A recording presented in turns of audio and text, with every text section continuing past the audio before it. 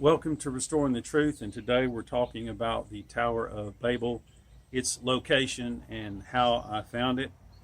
And beginning in Genesis 11, it came about as they journeyed east that they found a plain in the land of Shinar and settled there.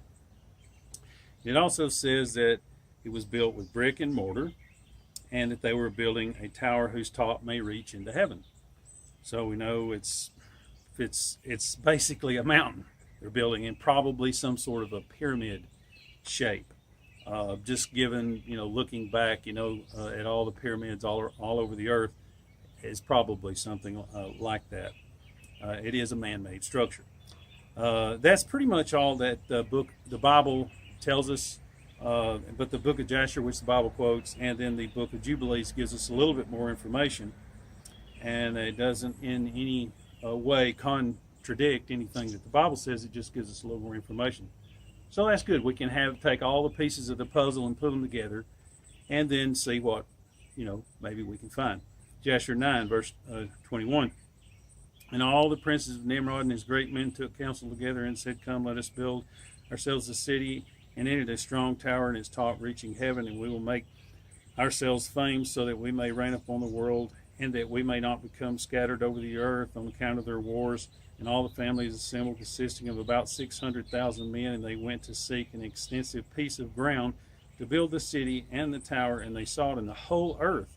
They found none like one valley at the east of the land of Shinar, about 2 days' walk, and they journeyed there, and they dwelt there. So now we have a little bit more information. We still don't know where Shinar is, but we know that it's about a 2 days' walk east of wherever Shinar is, but that they searched the whole earth to find the perfect location for this tower. In Jubilees 10:18, and in the 33rd Jubilee, in the first year in the second week, Peleg took himself a wife whose name was Lamna, the daughter of Sinar, and she bare him a son in the 4th year of this week, and called his name Ru, for he said, "Behold, the children of men have become evil through the wicked purpose of building for themselves a city and a tower in the land of Shinar." And it says they departed from the land of Ararat. Well, now we know that there was a starting place, and it's east of Ararat, eastward to Shinar. So Shinar is east of Ararat, and they're a 2 days journey east of Shinar. So we know they're east of Ararat. We also know that it said that they searched through the whole earth. So we don't know how far it is east of Ararat. And Ararat, of course, where they got off the ark. So that makes sense. They went east of there, potentially a great distance. We don't know how far. And it says its height was 5,433 cubits. It's almost 2 miles, roughly 10,000 feet. So we're talking about a large mountain. And it says the Lord smote the 3 divisions that were there and punished them according to their works and designs, and they ceased building the city and the tower. Therefore he called the place Babel, for the Lord confounded the language of the whole earth. Behold, it was at the east of the land of Shinar. And as to the tower which the sons of men built, the earth opened its mouth and swallowed up 1/3 part thereof, and a fire also descended from heaven and burned another third, and the other third is left to this day, and it is the part which was aloft, and its circumference is 3 days' walk. Now, that's interesting why they would tell us, or why they would know it took 3 days to walk around its circumference. But now we have all the pieces that I can find of the puzzle. It's big. It's a big object. It's about 2 miles high, but only a third of it is remaining. So there's probably a big pile of rubble around it, because a third of it's been burned, a third of it was swallowed up by the earth, a third of it remains. But of the third that remains, we know it is high. It's a loft. So it's very high. So it's going to look like a mountain, and it's going to take 3 days to walk around it, and it's a good piece potentially east of Ararat, somewhere east of Ararat. So now we have all the information. And at one time I thought I could get on Google Earth and find it, but I didn't. I mean, I've seen people doing stuff like that. You go, they'll look in some jungle and find, some ancient ruins or something that nobody's ever discovered before. And of course, I didn't find anything, but it was interesting. This morning, I was watching some specials on Everest and K2. Just I'm interested in that kind of stuff, and I saw some related videos off to the side. And once again, if you don't have all the pieces of the puzzle, if all you know is it's east of Shinar, you make any kind of distinction or connection. There's no light that goes off. But once you have all the pieces of the puzzle, then when you hear something, you say, wait a minute, that I've heard that before. I heard that in the book of Jasher. I heard that, over here. I heard that in the Bible. And so I was watching, and I saw a few related videos and looked at a few names of places I'd never seen before. And up popped this other related mountain that looked very odd. And so I watched one of the videos, and it said that it took 3 days to walk around this mountain. I've heard that one before, that got my attention. It was one of the pieces of the puzzle that I'm looking for, a mountain that takes 3 days to walk around. It looks like a man-made object. And then I saw another video. The Russian scientists suggested that this mountain is actually a giant man-made pyramid from ancient times, built with huge reddish stone or bricks. And they said that they believed it could actually be taller than it appears, and that the rubble around the bottom, it could just be from thousands of years of erosion, and that the structure actually may go down below the shree pile, if you will, at the bottom. So this is a giant mountain covered with snow. It came up in related videos with K2 and Everest. So this is a big structure. 21,778 feet above sea level, but it's sticking up 4,300 feet above the base of the foot of the mountain.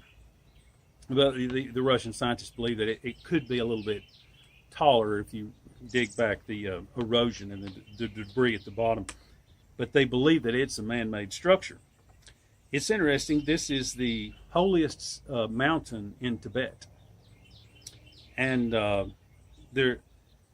according to ancient beliefs, this represents the axis of the world, a stairway to heaven. Okay, I've heard that somewhere before, and they said that believe it leads to the city of the gods.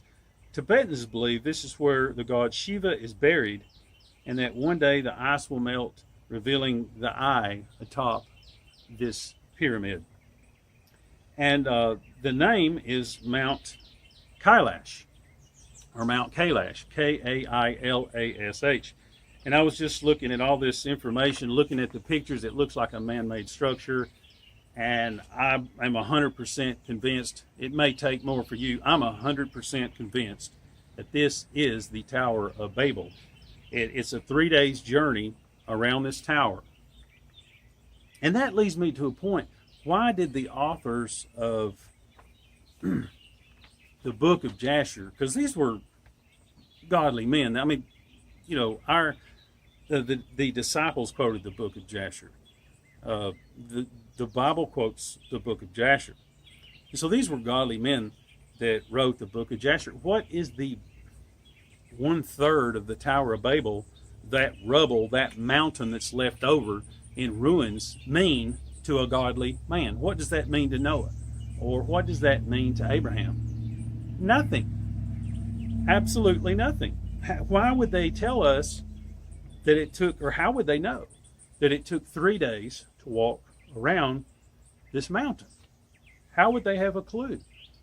I'm sure they didn't just set out and start walking, or was it something they observed and then they wrote it down? It's interesting that Kailash, derived from the name of the holy Tibetan mountain Kailash. Every year, religious pilgrims make the journey to Mount Kailash, following the traditions of their ancestors dating back thousands of years. So this is a mountain that the Russians say is a appears to be, Russian scientists say, appears to be a man-made structure. It looks like a man-made structure, but it also looks like Mount Everest. It's huge, and it looks sort of like a pyramid. It's the height, the dimensions are in line with what the Bible or what the book of Jasher says, which the Bible quotes. It takes 3 days to walk around it. And evidently they were walking around this mountain, or the remains. This represented the sweat, blood, and tears of their hard work and their labor, or the hard work and labor of their ancestors. They were building this mountain, this tower to heaven, this stairway to heaven. And this was something they believed in. I read in, I think it was Jubilees, that they had worked on it for like 43 years. They traveled a long way there. This was, the people died. It took them a year, it said, to take it one brick up to the top of it as they approached the end of the building of this structure, to carry one brick, one year just to get it up to the top to finish it. This was a very large structure. There was a lot of faith went into this. Abraham and Noah, their mountains, later on going to be Mount Sinai. This was not something they would walk around, but this was something that those who created it, those who may have had fond memories and really felt a loss, would have come back and walked around this structure. The writers of Jasher saw this, they witnessed this, they wrote it down, that it took 3 days to walk around the remains of this structure, and they witnessed this, and they wrote it down. And now we know that people today still go back, the Hindu people. I'm not saying anything against the Hindu people, I'm just saying that this is the Tower of Babel. This is the remains of the Tower of Babel. That is what the evidence shows us. And that they still walking around that same structure today that Jasher told us, and it takes them 3 days to walk around it. The same structure that Jasher told us was the tower into the heavens, or the Tower of Babel. I am going to post a few, I'm going to put a few links into this, and I'm going to post a few minutes of a few segments just to kind of whet your appetite. And I would encourage you to click on the links and watch them in total. And you can easily just do a search, and I literally watched one video and clicked on the very next one. The information is overwhelming. You can go right from one video, one documentary to another, and I would encourage you to do so. God bless you.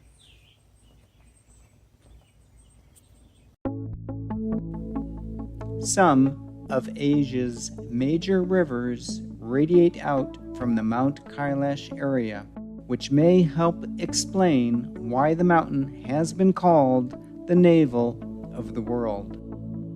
The most sacred mountain in Tibet, Mount Kailash, which has never been climbed, is sacred to the Tibetan people, Buddhists, Hindus, and Jains.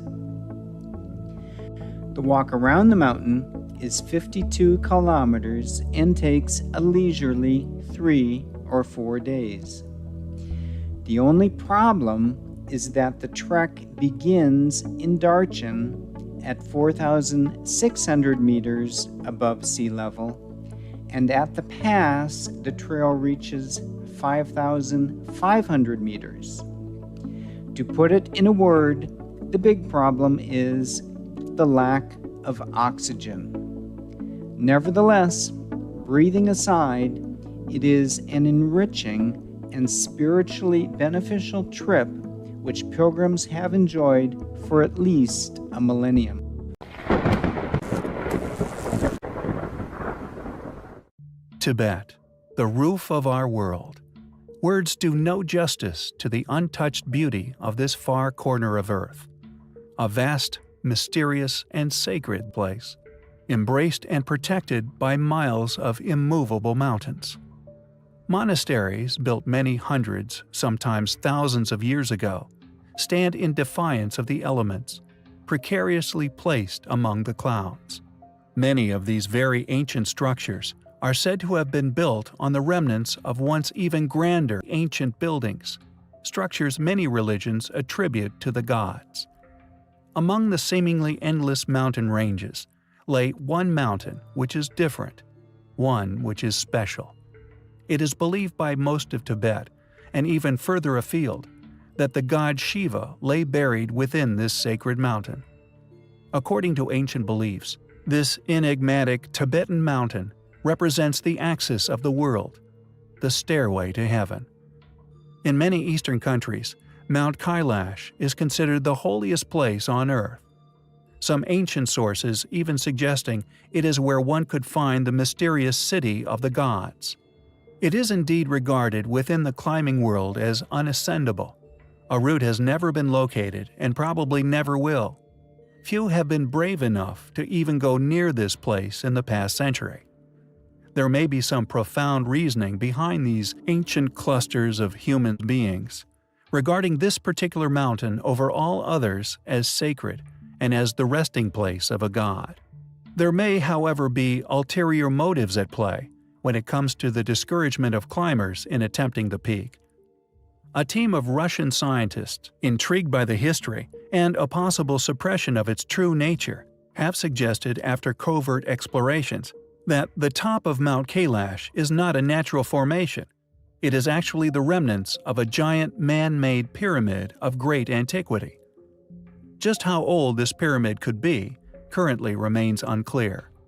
What also remains unclear is if the entire mountain is a man-made pyramid, disguised by the erosion of many millennia. The research team claimed, quote, "The stratum is horizontal with the layers of stone slightly varying in color. The dividing lines show up clear and distinct, which gives the entire mountain the facade of having been built by giant hands of huge blocks of reddish stone." End quote.